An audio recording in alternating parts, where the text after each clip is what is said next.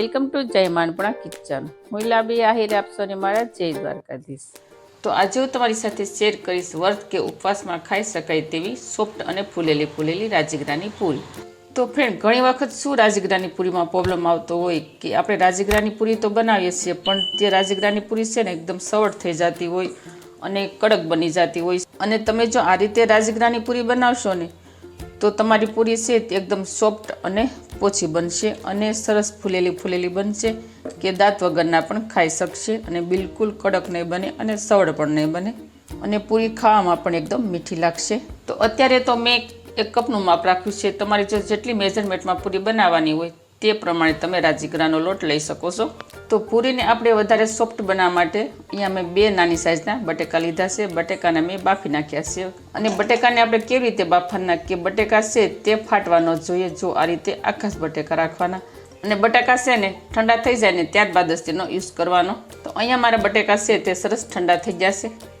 હવે આ બટેકાને છે ને ખમણી વડે આપણે સીની લઈશું, જેથી ગઠ્ઠા ન આવે અને કણી ન પડે, સરસ રીતે બટેકા ખમણાઈ જાય.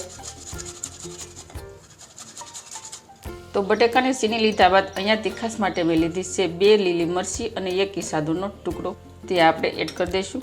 તીખાસમાં તમારા પ્રમાણે જેટલું ખાતા હોય તે પ્રમાણે તમે લઈ શકો છો. ત્યારબાદ 1 વાટકી જેટલા લીલા ધાણા એડ કરી દઈશું. 1 ચપટી મરીનો ભૂકો એડ કરી દઈશું. મરીનો ભૂકો એડ કરવાથી છે ને આપણને ફરાળી રેસીપી છે ને હજમ થઈ જાય છે અને વાયુ નથી કરતી. અને આપણે છે ને ફરાળી રેસીપીમાં હિંગનો યુઝ ન કરવો, કારણ કે તેમાં છે ને લોટનો ભાગ આવે છે, એટલે બને ત્યાં સુધી આપણે હિંગને સ્કીપ કરવી. ત્યારબાદ અહીંયા મેં ફરાળી મીઠું લીધું છે. તમારે જો ગૌરી વ્રતમાં, અલુણા વ્રત કે જયા પાર્વતી વ્રતમાં તમે મીઠું ન ખાતા હોય તો તમે મીઠું સ્કીપ પણ કરી શકો છો અને ફક્ત મીઠા વગરની પૂરી બનાવી શકો છો, કારણ કે આ 3 વ્રતમાં મીઠા વગરનું જ ખવાતું હોય છે. હવે લાસ્ટમાં આપણે 1 ચમચી જેટલું તેલ એડ કરી દઈશું અને તેલ છે તે આપણે 1 ચમચી જેટલું જ એડ કરવાનું, જેથી પૂરી છે તે ફાટવા ન મળે. હવે આપણે બધા જ ઇન્ગ્રીડિયન્ટ્સને સરસ રીતે મિક્સ કરી દઈશું. હવે આમાં આપણે થોડું પાણી એડ કરી અને લોટ બાંધી લઈશું. પહેલાં થોડું પાણી એડ કરવાનું. તો લોટ આપણે મીડિયમ રહે ને એ રીતે લોટને બાંધી લઈશું. વધારે પડતો આપણે લોટને ઢીલો પણ નથી રાખવાનો અને વધારે પડતો લોટ કડક પણ ન રહેવો જોઈએ. તો હવે લોટને આ રીતે બંધાઈ ગયા બાદ આપણે થોડું તેલ હાથમાં લઈ અને સરસ રીતે મસળી લઈશું.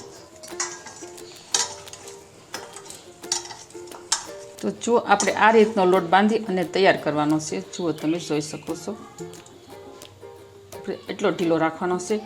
વધારે પડતો ઢીલો પણ નથી રાખવાનો અને વધારે પડતો કડક પણ નથી રાખવાનો. મીડિયમ લોટ રાખીશું આપણે આ રીતનો. હવે આ લોટમાંથી આપણે પૂરી વણી લઈશું. તો આજે હું તમને રાજગરાની પૂરી વણવાની 2 રીત બતાવીશ. તો તેના માટે મેં આ રીતની પ્લાસ્ટિકની થેલીના મેં 2 નાના ટુકડા કરી નાખ્યા છે, જે આપણે પાટલીની અંદર ઇઝીલી રીતે રહી શકે. તો આપણે પ્લાસ્ટિકની થેલી ઉપર થોડું તેલ લગાડી દઈશું, જેથી પૂરી છે તે ચીપકે નહીં.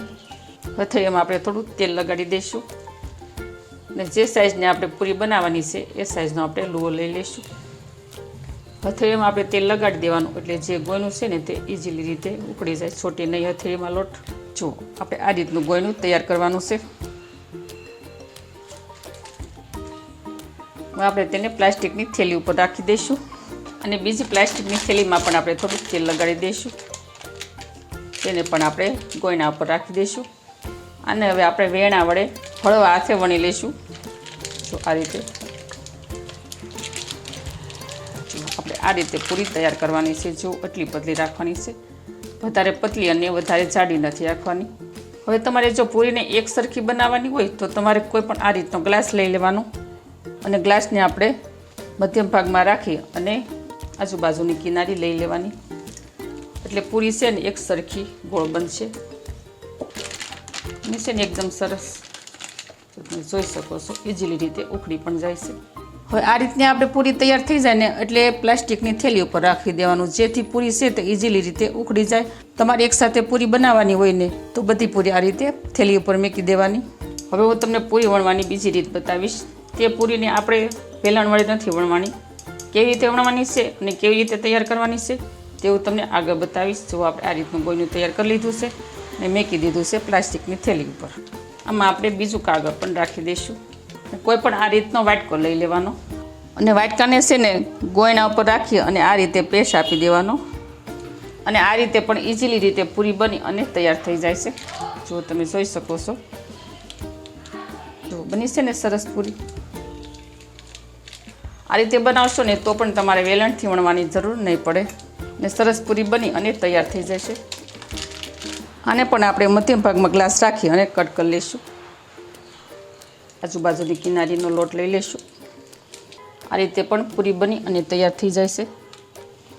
તો તમારે જો પ્લાસ્ટિકની થેલી ઉપર ન વણી હોય તો તમે આ રીતે પણ પાટલી ઉપર પૂરી વણી અને તૈયાર કરી શકો છો. તો હવે આપણે પાટલી લઈ લઈશું અને એની ઉપર થોડું તેલ લગાડી દઈશું. ગોયણું રાખી દઈશું. આપણે વેલણ ઉપર પણ થોડું તેલ લગાડી દઈશું. હવે આપણે મીડિયમ સાઇઝની પૂરી બનાવી અને તૈયાર કરી લઈશું.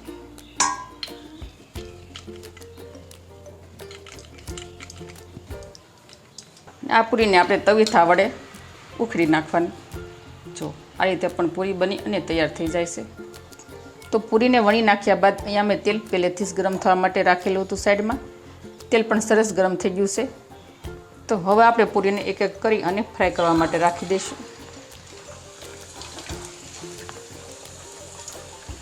પૂરી છે ને એક સાથે વધારે નહીં નાખવાની, 2 થી 3 જ પૂરી એડ કરવાની, જેથી પૂરી છે તે સરસ રીતે ફૂલી જાય. તો જો અહીંયા આપણી પૂરી છે તે સરસ રીતે ફૂલી રહી છે. જો કેટલી સરસ ફૂલેલી બને છે. હવે આ પૂરીને આપણે પલટાવી લઈશું. હવે આપણે આ પૂરીને તેલમાંથી બહાર લઈ લઈશું. પૂરી ફ્રાય થઈ ગયા બાદ આપણે એક પ્લેટમાં લઈ લઈશું. તો આ રીતે આપણે સેમ પ્રોસેસથી બીજી પૂરી પણ ફ્રાય કરી લઈશું. તો અહીંયા આપણી મસ્ત મજાની ફૂલેલી ફરાળી રાજગરાની પૂરી થઈ ગઈ છે તૈયાર. તો જુઓ, હું તમને એક પૂરી તોડીને પણ બતાવું. તો જુઓ, તમે જોઈ શકો છો, બિલકુલ પૂરી ફાટી પણ નથી અને એકદમ સોફ્ટ પૂરી બની છે અને આ પૂરીમાં તેલ પણ વધારે નહીં રહે. જો છે ને એકદમ ક્રિસ્પી પૂરી, દાંત વગરના પણ ખાઈ શકે તેવી. તો આ ફરાળી પૂરીને તમે સૂકી ભાજી સાથે, ચટણી સાથે, દહીં સાથે, ગમે તેની સાથે ખાઈ શકો. બહુ સરસ ટેસ્ટી લાગશે.